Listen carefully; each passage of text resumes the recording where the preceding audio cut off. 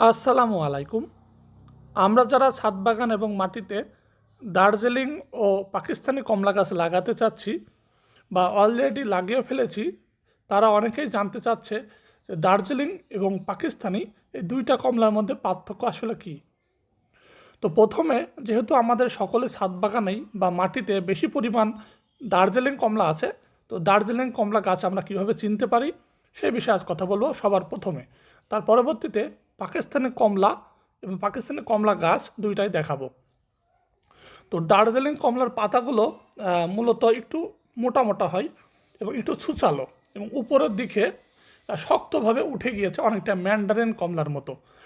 একটু ভালোভাবে আপনারা লক্ষ্য করবেন, পাতাগুলো মনে হচ্ছে আকাশমুখে ওঠার চেষ্টা করছে। যেমনটা দেখা যায় যে দার্জিলিং কমলা গাছ কিন্তু লম্বাটে হয়ে উঠে পড়ে। অন্যান্য গাছ যেমন একটু ঝোপালো হয়ে যায়, এই দার্জিলিং কমলা গাছ ঝোপালো করা খুবই কঠিন। এবং আরেকটা বিষয় খেয়াল রাখবেন, কমলা গাছের যে শক্ত ডাল, সে ডালগুলো একটু ডোরা কাটা। তো এটা দেখে আপনারা মোটামুটি 60% এটা চিনতে পারবেন যে এটা দার্জিলিং কমলা গাছ। যেমন মালটা গাছে সম্ভবত এটা থাকে ডোরা কাটাটা, তবে দার্জিলিং কমলা গাছে কিন্তু এটা একটা ভালো চেনার উপায়।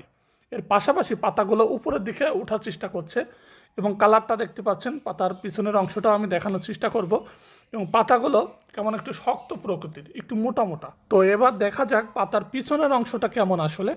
তো পাতার পিছনের অংশটা একেবারেই তেলা, শুধুমাত্র মাঝখানের একটি শিরা দেখা যাচ্ছে এবং আশেপাশে কিন্তু ছোট ছোট শিরাগুলো দেখা যাচ্ছে না বললেই চলে, খুবই সামান্য পরিমাণ দেখা যাচ্ছে।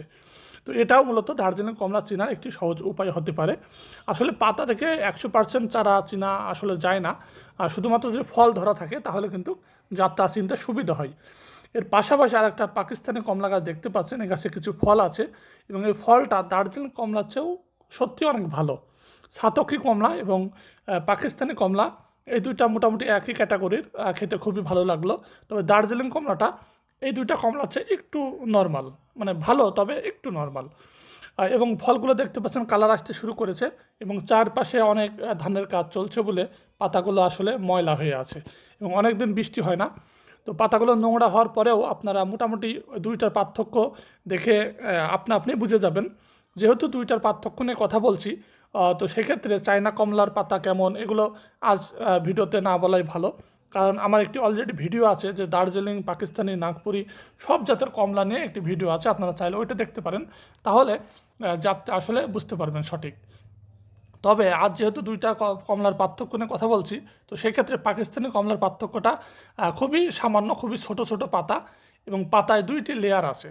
যে একটি ছোট কাটা অংশ আছে দেখবেন, ছোট একদম, যেমনটা থাকে বাড়িমালটা 2 অথবা নাগপুরি কমলায়। তো এই লেয়ারটা খুবই ছোট।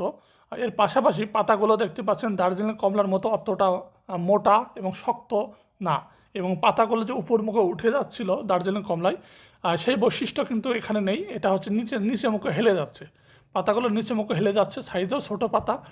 এবং আরেকটা বিষয় আপনারা ভালোভাবে লক্ষ্য করবেন, দার্জিলিং কমলা গাছের ডাল যেমন ডোরা কাটা ছিল, মোটা মোটা ছিল, এটা কিন্তু ডোরা কাটা মোটা মোটা না, এটা হচ্ছে ঝোপালো। এবং দার্জিলিং কমলা গাছটা আরেক চলক দেখে যান এই গাছটা কেমন। এটা দেখে আশা করা যায় দুইটা কমলার পার্থক্য আপনারা বুঝতে পেরেছেন। তারপরে বুঝতে অসুবিধা হলে আমার হোয়াটসঅ্যাপে জানাবেন, আমি ছবি দেওয়ার চেষ্টা করব।